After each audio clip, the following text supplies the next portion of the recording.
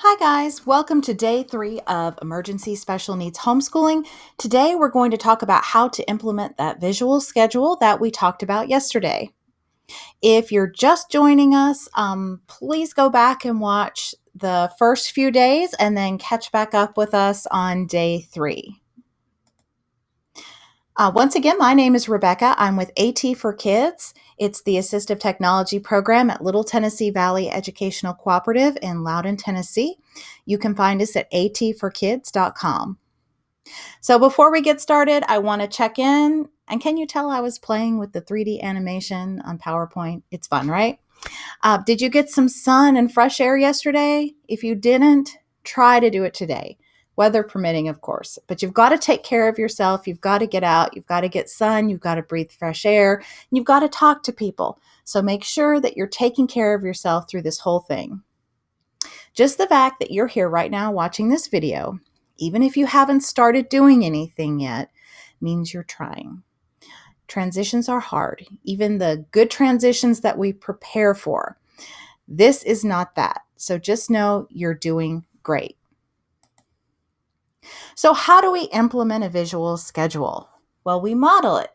No, that doesn't mean that you're tall and thin and walking down a runway. It means you show your child how to use the visual schedule by using it yourself. So a great way to start modeling it is to start your homeschool day off with circle time, just like from school. I'm sure you're familiar with circle time. Did you know you can do that in homeschooling too? It doesn't even matter if it's just you and your child, you can still do it. So I'm going to pause here and just talk a little bit about how homeschooling is different because you do have to sort of change your mindset. Homeschooling is not like a regular classroom. There are pros and cons to both. So what we're going to try to do is capitalize on the advantages of homeschooling while you can. It doesn't mean that one is better than the other. It just means they're different. And yes, you do need structure, but your routine does not have to mirror exactly how a typical school has their day. So your morning circle time doesn't even have to be in the morning. I would suggest it's how you start off your day, but it doesn't have to be in the morning. If you aren't early risers, do it later. Do it on the living room floor or out on the deck, whatever's comfortable for you. A lot of homeschoolers like to do their morning time during breakfast around the kitchen table. If that's comfortable for you, try that. Remember, you can start and end tasks how you want to, take breaks as you need to, as long as you're consistent. So we want structure, but it doesn't have to look exactly like a regular school classroom. So how long should you homeschool during the day? It's not the same as a classroom, so you don't need to have 7 hours of school during the day. You just need to set aside about 1 hour of direct school instruction per grade level up until you've reached a full day. Now, for special needs homeschooling, I wouldn't go by their grade so much as their general developmental level. So if you're not sure, just start with an hour. You should start small anyway, right? You'll be surprised how much happens in that 1 hour. Homeschooling is a lot more like one-on-one tutoring. It's a little more intensive. You get a lot done. You'll be surprised. And this doesn't mean that there's not learning going on throughout the day. You're going to be reading books, playing games, watching documentaries, listening to music and audiobooks. So there's going to be learning happening. It's just the structured instructional time, I can get that out, that we're talking about here. So how to start your circle time. What you want to do is create a routine of things to talk about and do every single day. The first thing and the most important thing is you want to go over that visual schedule. Talk about all the things that are going to happen in the day. Point to each one as you talk about them. Answer any questions that your child has about any of the things that are on the schedule. You can also talk about when it is. Hey, what day of the week is it? What month of the year? What season? Make all of this relevant to your child. Is there a birthday or a holiday coming up? Talk about it.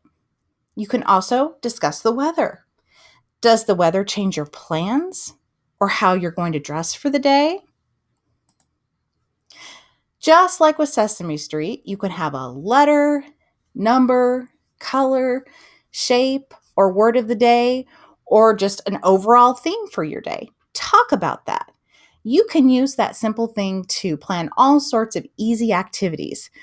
For example, you can go on a scavenger hunt for 5 red things, 10 squares, 8 things that go, or 3 things that start with the letter G. Guess what? You've worked on all sorts of things: letters, numbers, shapes, colors, and you're up and moving around the house or outdoors.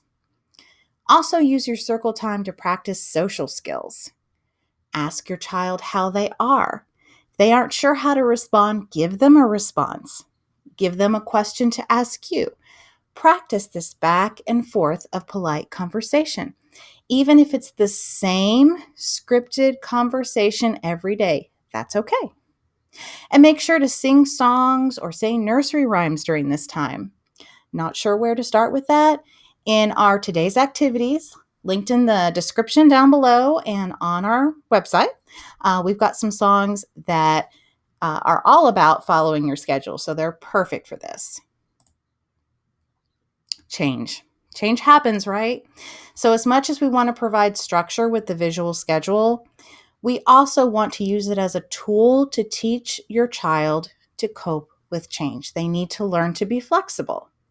So, make sure if something is going to be different today, that you talk about that and that you visually do something to the schedule to show them something is going to be different. Move the card, put an X over it, slap a Post-it note over it. Anything you can do so that they understand there's been a change. You can also talk about ways to cope with change. This would be a wonderful opportunity to use a social narrative story. If you're not familiar with those, they're just short stories that explain to your child how to know what to expect in a situation and how they can react to the situation in a positive way. We've provided a link to a free social story down in the description and on our website.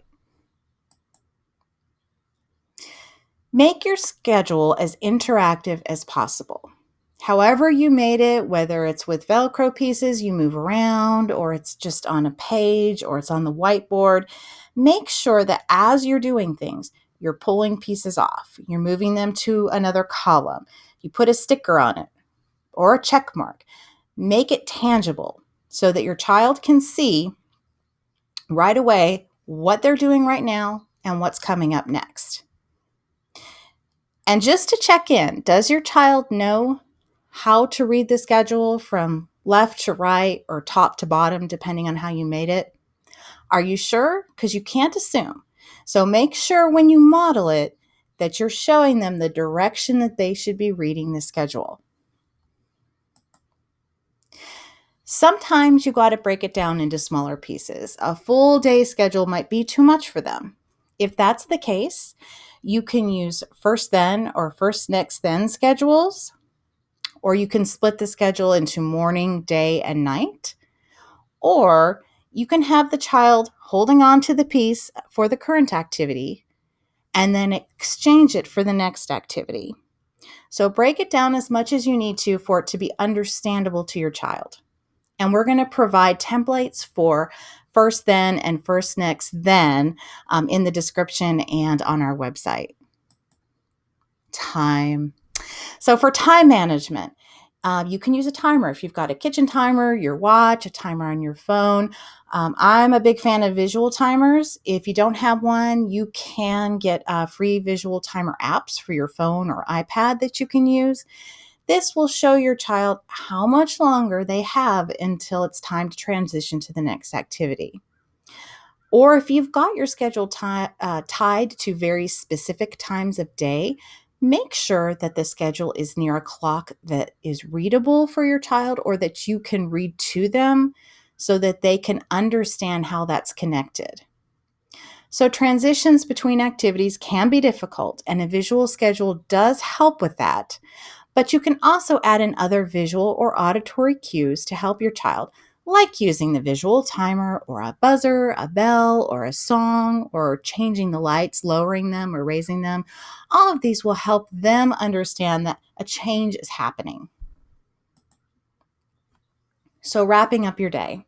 At the end of the day, you can reset the schedule with your child and talk about the next day. So, if you've pulled all the pieces off your board, put them all back on in order and talk about when you wake up, you're going to get up and go to the bathroom and brush your teeth and go downstairs and have breakfast. And you go through each part of the day so they know when they wake up exactly what to expect. You can also make a mini version of your schedule or use the real one to play pretend with your child and their favorite stuffed animal or other toy. If they are using imaginative play to work out teaching how to use the schedule, they're really going to have a good grasp of it. Remember, your child needs predictability, not perfection. So just do the best you can and let the rough side drag.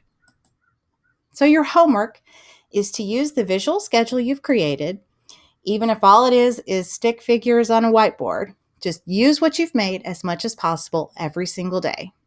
If you think you're going to need the social story about change or the first then boards, go ahead and print those out and start using those. Also, I really hope that you watch the video that we've linked to about how to use it's an example of a mother using the visual schedule with her child throughout the day, and it's wonderful. She's modeling for you, so please go watch that. And remember, you're doing the best you can in a very difficult situation. So you're doing great, and I promise you've got this. For today's activity, we're going to keep working on Goodnight Gorilla. We've got a ton of activities from day 2 that you can keep doing, and we're going to add in some new ones today. Remember, repetition is good.